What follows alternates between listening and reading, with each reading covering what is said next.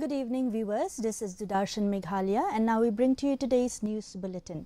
Before going to the details, first the headlines. Meghalaya Assembly begins autumn session with obituary reference for 22 departed leaders. Assembly pays special tribute to former Shela MLA Galmender Singh Lingdo.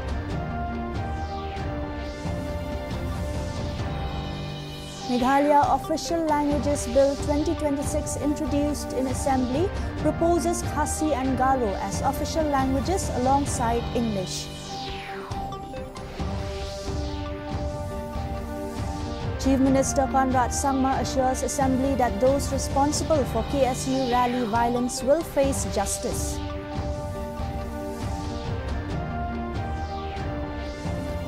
Former Rajya Sabha MP and NPP founding member Dr. W.R. Kharlukhi resigns from National People's Party with immediate effect.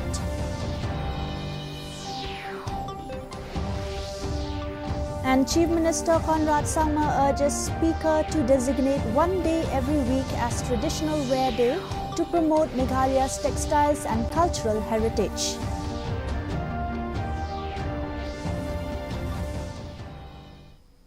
The news in detail, first the local news.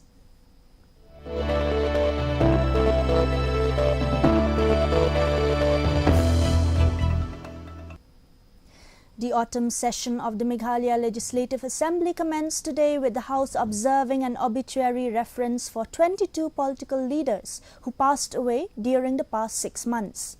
The Assembly paid special tribute to former Shela MLA Galmender Singh Lingdo, who died on 22nd August at the age of 93.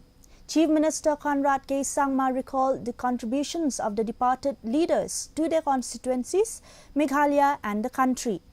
Lingdo, a former APHLC MLA, was elected from Shela in 1983 and had earlier served 3 terms in the Khasi Hills Autonomous District Council. Leader of Opposition Dr. Mukul M. Sangma remembered Lingdo as one of the leaders who contributed to Meghalaya's foundation and development during its formative years. In the last 6 months, the state and the nation as a whole have lost many great leaders. On the 22nd of August 2026, late G.L. Lingdo, who was former MLA of Shela constituency, he passed away at the age of 93. Let S. Galmender Singh Lingdo is a testimony of leaders that this state has produced, who remain glued to the core values of our democracy and loyal to the commitment to the people of the state while serving the people. And I definitely remember their contributions.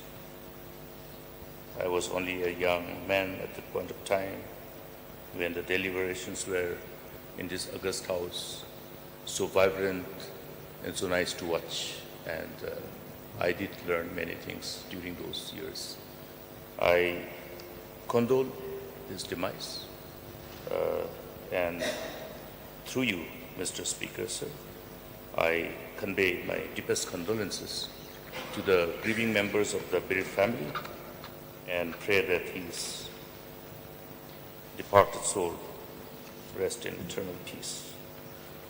We also lost, as I've said, as indicated by the leader. The Meghalaya Official Languages Bill 2026 was introduced today in the State Legislative Assembly. Chief Minister Conrad K. Sangma, who also holds the Personal and Administrative Reforms portfolio, introduced the bill. The proposed legislation seeks to replace the Meghalaya State Language Act 2005.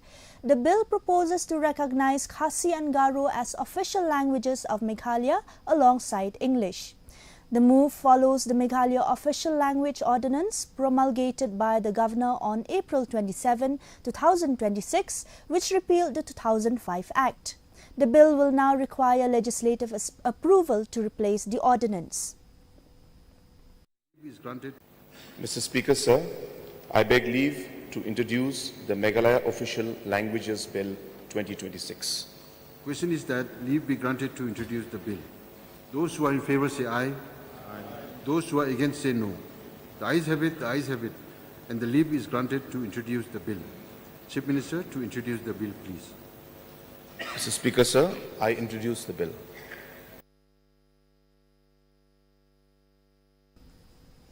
Chief Minister Conrad K. Sangma has assured the Meghalaya Assembly that those responsible for the violence during the KSU bike rally on August 19 will be brought to justice.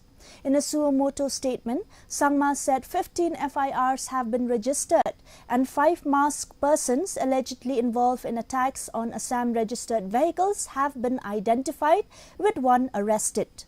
He said the violence resulted in 31 vehicles being damaged and 18 people injured. A special investigation team headed by the IG, Law and Order, has been constituted to investigate the incidents and ensure prosecution. Sangma also said the road blockade between Assam and Meghalaya was lifted on 22nd August, restoring the movement of essential commodities.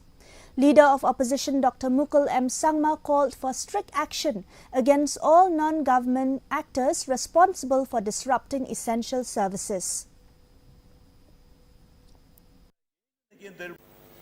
15 FIRs have been filed so far in connection with the incident on 19th of August 2026. The government of Meghalaya has constituted a special investigation team to identify and investigate all the miscreants involved in the violence in Shillong, particularly those responsible for attacks on Assam-registered vehicles, and to ensure their prosecution in accordance with law. The SIT is headed by the IG, Law and Order. Further, to ensure normalcy between Assam and Meghalaya, a joint meeting was held on the 22nd of August 2026. Based on the meeting, the road blockade at Jorabat by the Assam associations was called off, leading to resumption of normalcy in the movement of essential commodities across the state. The government has formally invited the Khasi Students' Union or KSU for talks on its 5-point charter of demands days after the August 19 violence in Shillong. Chief Minister Conrad K. Sangma said the government has written to the KSU and is awaiting its response. He said all 5 demands raised by the organization will be discussed during the proposed talks. Sangma maintained that there was no intelligence failure, but admitted the government was surprised by the scale of the mobilization and the incidents that followed. He said investigations into the violence will continue independently and no organization or individual will be allowed to influence the course of law. Responding to criticism over his absence from the state during the violence, the Chief Minister said his travel schedule had been fixed in advance and stressed that the administration's response did not depend on his physical presence. Well, we have written to them today, officially this time, and asked them to come for discussions or for talks. We expect that we will get some response, maybe by today evening or maybe tomorrow. And we will discuss all the 5 agendas and the points that I mentioned. In one sense, on the basis of some trust and some kind of assurance. And we move forward with that kind of trust and assurance also. Plus, as I said, when you have a movement of this scale taking place, sometimes it's physically not possible for us to place people everywhere. But we had our people along the routes. But people are quite surprised and shocked at the way the these miscreants had behaved, which was just something that was in a way unprecedented and never seen before. So yeah, was the intelligence failure? No, but were we caught by surprise in some sense by the scale and the action? Yes, we were, but we knew what was happening. We had kept, but the scale was something that, as I said, have not seen in the past, and and it went to a scale where it was unprecedented. So therefore, yes, I had commitments, and as a government, we have multiple commitments. It's not possible for us to always change those commitments, because these are commitments made at national level to different governments, to different organizations, and therefore they are also highly sensitive in nature. Former Rajya Sabha MP and NPP founding member Dr. W.R. Kharlukhi has resigned from the National People's Party with immediate effect. Kharlukhi submitted his resignation to NPP Meghalaya President Prestone Tinsong without citing any specific reason. The NPP has accepted his resignation, with Chief Minister Conrad K. Sangma saying Kharlukhi took the decision at his own level and it would be respected. Sangma said he was personally saddened by the development, but acknowledged that Kharlukhi had his own concerns and reasons for leaving. The Chief Minister also recalled Kharlukhi's long political association with the NPP and said the party would continue its political work. And I have nothing to say. We accept and whatever his decision is. And we have worked for a very long time together, from my late father's time, and of course we've done many things, positively for the state, for the party, and I cherish all those moments and all those things. And there comes, I guess, a time when he is also having his own mind and maybe some things that he wishes to do. So we have no issues with that. As I said, from the party side, we have always given our respect to our leaders. Not really, in the sense that people will come and people will go. It's okay. I mean, on a personal note, I am, of course, very sad that this has happened. I didn't expect this to happen. But I respect it and I accept it. But we will move on, and the party will continue to work. We have a lot of work to be done, and a lot of people have joined the party, and I think that's the nature of politics and party politics. Chief Minister Conrad K. Sangma has urged the Meghalaya Assembly Speaker to designate one day every week as a traditional wear day for legislators. Sangma said the initiative would promote Meghalaya's indigenous textiles, weavers, farmers and cultural heritage. He said legislators could wear different forms of traditional attire without being restricted to any particular dress. The Chief Minister said the move would give greater visibility to Meghalaya's traditional textiles and strengthen the promotion of the state's cultural identity and indigenous products.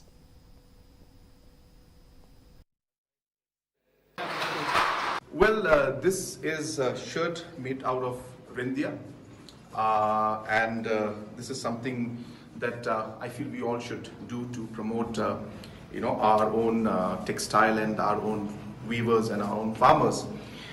In fact, I have urged to the Honorable Speaker that we should have one day in a week where we should make it mandatory for our members to wear traditional wear. And it could be any of the traditional dresses, but on that day, so it could be a Tuesday, it could be a Thursday, any one day, it'll be mandatory to wear something traditional. I think it'll be really beautiful, the house will look very lively, and it's another way of promoting our identity and our culture. Chief Minister Conrad K. Sangma has expressed support for Meghalaya Advocate General Amit Kumar amid demands by the High Court of Meghalaya Bar Association and Shillong Bar Association for his suspension or removal. Speaking after the first day of the autumn session, Sangma said he had not examined the details of the alleged remarks made during a recent court hearing and would not comment on the merits of the demand. However, he defended Kumar's contribution as the state's Advocate General, saying he has guided the government on several complex legal matters. Sangma also highlighted Kumar's commitment to Meghalaya, saying he chose to serve the state despite opportunities to practice in Delhi and before the Supreme Court. The two bar associations have sought action against Kumar over his alleged remarks during the recent hearing. Or even that, that Mr. Amit Kumar, with due respect to all the other states and all the other AGs and our own AGs in the past, that we are very lucky to have a person like Mr. Amit Kumar as our AG. And he's a person who has worked very dedicatedly for the state and its people. He has guided the state government in many, many crucial matters where things could have been very complicated if he was not there. He has resolved many problems in many departments, helping many officials and departments overcome a lot of legal problems and hurdles. And he's done it with a lot of passion and dedication. Deputy Chief Minister Sneha Bhalang Dhar, in charge of urban affairs, said the new building of the old MTC office in Police Bazaar has been completed and is expected to become functional within this year.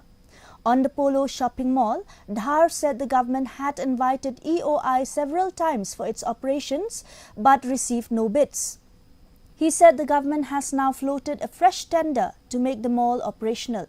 Meanwhile, Dhar expressed concern over Dr. W.R. Kharlukhi's resignation from the NPP, saying people joining and leaving political parties is a normal part of politics. He said he was yet to ascertain the reason behind Kharlukhi's decision, but maintained that the party would continue its political activities.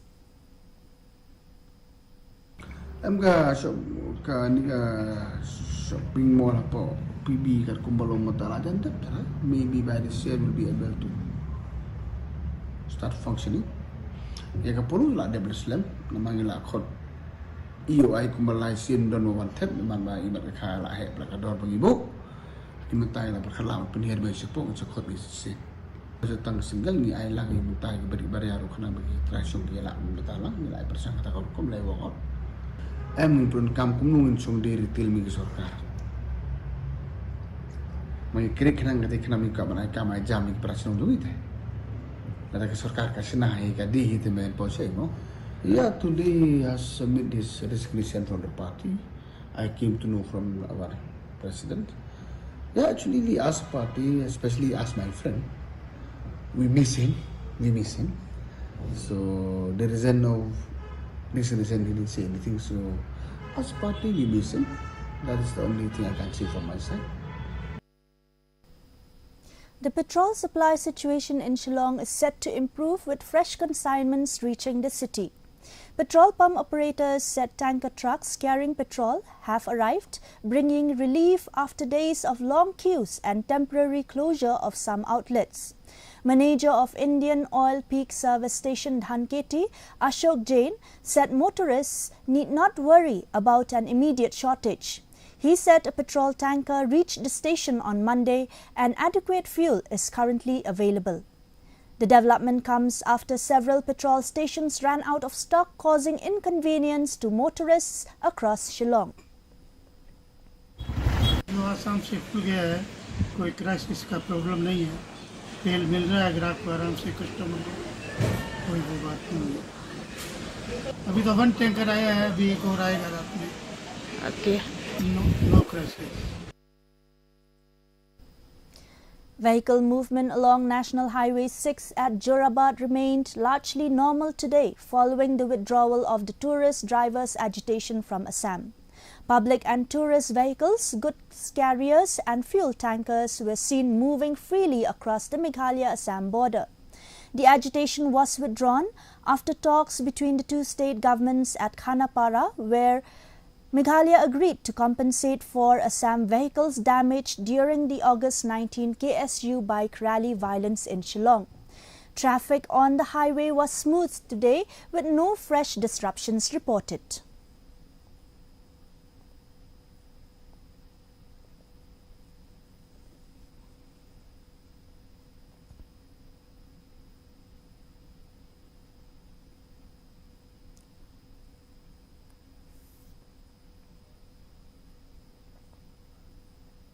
The The Jantia Students' Union filed a public interest litigation before the Meghalaya High Court today, challenging the 31st July public hearing for the proposed Sri Cement mining project at Lomserman Ilaka Nongkle.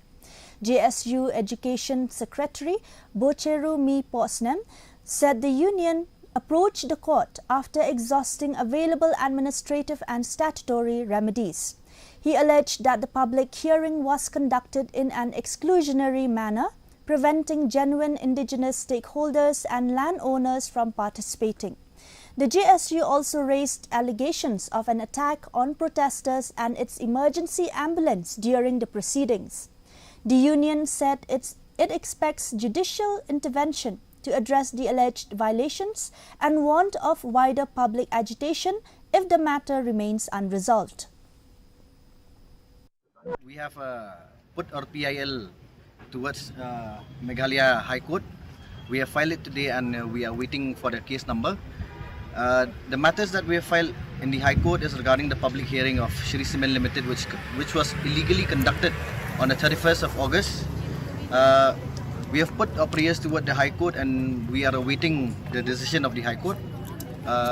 From the union side, we have urged the High Court to take cognizance of the illegal private hearing of Sri Cement and also the brutal use of police force, and also regarding the mafia goons who've attacked the NGOs and the protesters of the Sri Cement public hearing. An Alto K10 overturned on National Highway 6 after allegedly colliding with a Hyundai i20 near Nongpo at around 12 noon today. The accident occurred around 12 noon along the Nongpo-Shillong stretch opposite Risai restaurant and the Sericulture office. According to reports, the Hyundai i20 was turning right when the Alto K10 travelling from behind collided with its rear. The impact pushed the i20 towards a roadside drain, while the Alto overturned in the middle of the highway. The drivers of both vehicles reportedly sustained minor injuries. Police reached the spot and initiated an inquiry while both vehicles were removed to ease traffic movement.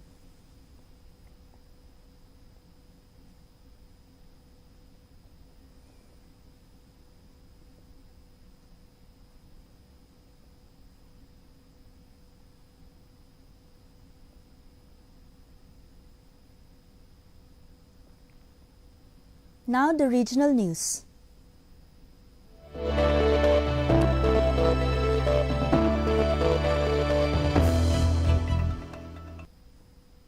Fresh violence broke out in Tafo area of Manipur Senapati district on Monday, triggering tension between Naga and Kuki communities.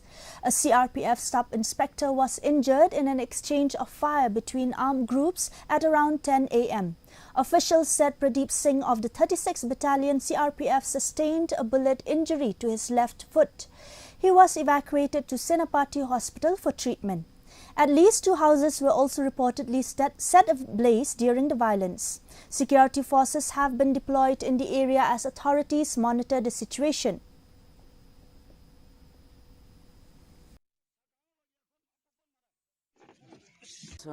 Today, this morning, early morning, around 2:40, we volunteers were here in the gate, and suddenly a fire broke out. So we volunteers went there and then informed the police that a fire broke out. We also informed the police to call a fire brigade and put down the fire at the earliest. After that, after we informed the police, we went back, and suddenly we see a guy going back with his bike suddenly, and then we also witnessed that he went back with his bike to the southern side. Police personnel was posted just in front of this in front of the house which is burned right now. Let's now take a look at the top story in national news.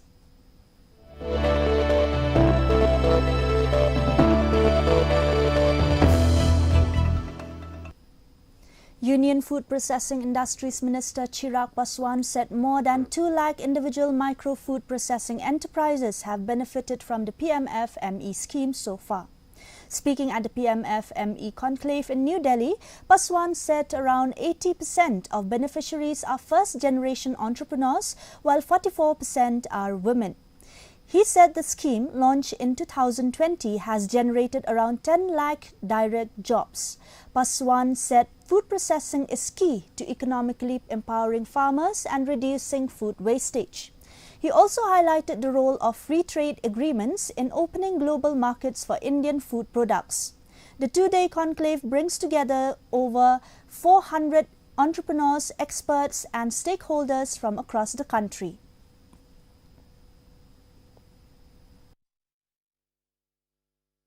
Scheme के माध्यम से आज जितने लोग, जितने घर परिवार चल रहे हैं, डायरेक्ट रोजगार की बात हुई, लगभग 10 लाख उनके अपने परिवार के लोग और आगे जो जुड़ते हैं, ये दर्शाता है कि इस स्कीम ने देश की एक बड़ी आबादी को सशक्त करने का काम किया है। इसके माध्यम से हम लोग और लोगों को जोड़ सकें, ये विश्वास मैं रखूंगा। एक बार फिर यहाँ पर अलग अलग राज्यों से आए हुए तमाम राज्य सरकार, केंद्र सरकार के हमारे तमाम पदाधिकारी साथियों का मैं यहाँ पे धन्यवाद करता हूँ। DRPs का मैं विशेष तौर पे धन्यवाद करता हूँ। ये आपकी मेहनत है, ये आपकी तत्परता रही, जिसकी वजह से हम लोग इस लक्ष्य को प्राप्त कर पाए। जिस ईमानदार सोच के साथ आपने बेनिफिशरीज को चिन्हित किया, उनको पूरी कंप्लीट हैंड होल्डिंग प्रोवाइड करने का आपने काम किया।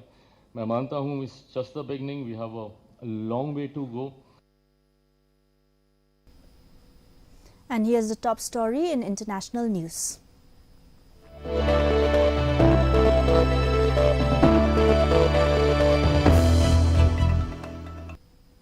Union Commerce and Industry Minister Piyush Goyal has said India is negotiating with 8 to more 9 groups of countries and individual nations together accounting for around $15 trillion in GDP. Speaking at a business roundtable in Japan, Goyal said India's free trade agreements could eventually cover around 75% of global trade, strengthening the country's position as a trusted partner in global value chains. He said India has signed 9 trade agreements in the last 4 years, covering economies with a combined GDP of around $60 trillion. He highlighted investment opportunities in data centers, manufacturing and artificial intelligence. Goyal also called for stronger economic ties and balanced trade between India and Japan. We already have a large number of Japanese companies working in India. I believe that this decade should see that number double from the current levels. I'm told that Kedanren represents 1,580 companies, 103 industry associations, 47 prefectures. I admire your size, but more importantly, I admire your motto, policy and action. And that's exactly where I see our partnership assisting the businesses on both sides through policy support and making sure that the journey of Japanese companies to India and Indian companies to Japan is smooth, is seamless, is profitable, and leads to the shared prosperity of the people of Japan and India. And in sports,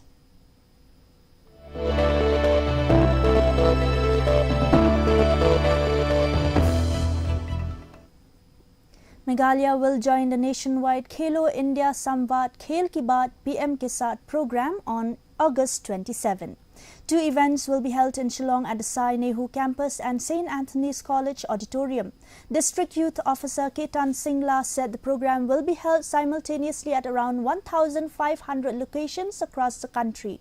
Prime Minister Narendra Modi is scheduled to interact virtually with participants. The initiative aims to provide young people and athletes a platform to share their ideas and experiences on sports development. The program will also feature interactions with sportspersons, including Devraj Mohapatra and Bethlyn Grace Makri. This program on 27th of August will be organized in 1600 different locations across the country with approximately 8 lakh youth participating in this event. So in every district we have 2 locations, one is category A and one is category B. In category A, the PM, Honorable PM sir will be interacting two-way with the youth present there, and in category B there would be video conferencing. So this Khelo India Samvad is for the 4 different pillars. The first one is that strengthening of the sports ecosystem at the grassroots level. Second is the nurturing talent for the 2036 Olympics, that is athlete development. Now for the weather report.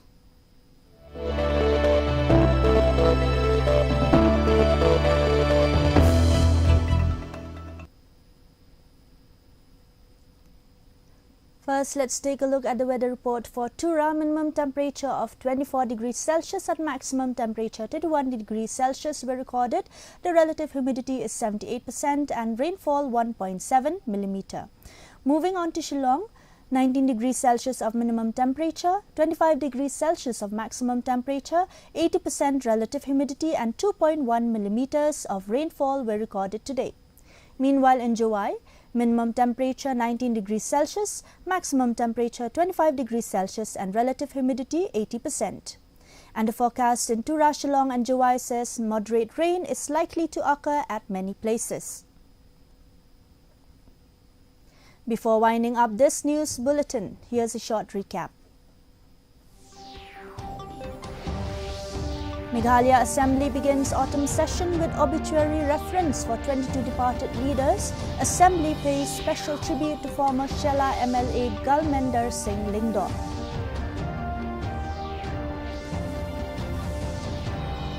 Meghalaya Official Languages Bill 2026 introduced in Assembly proposes Khasi and Garo as official languages alongside English.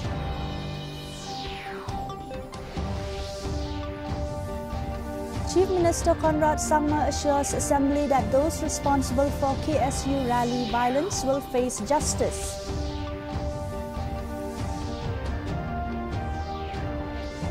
Former Rajya Sabha MP and NPP founding member Dr. W.R. Kharlukhi resigns from National People's Party with immediate effect.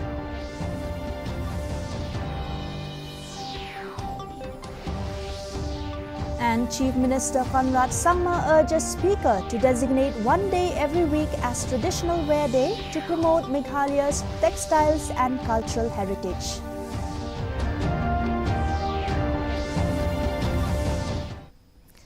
And that's all we have for you in today's news bulletin. Until tomorrow, thank you for watching.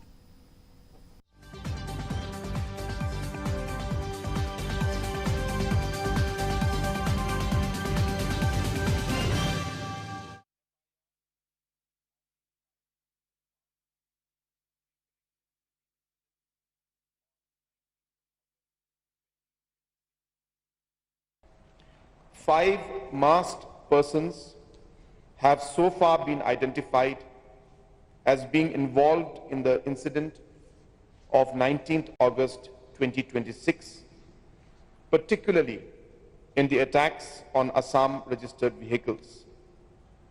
One of them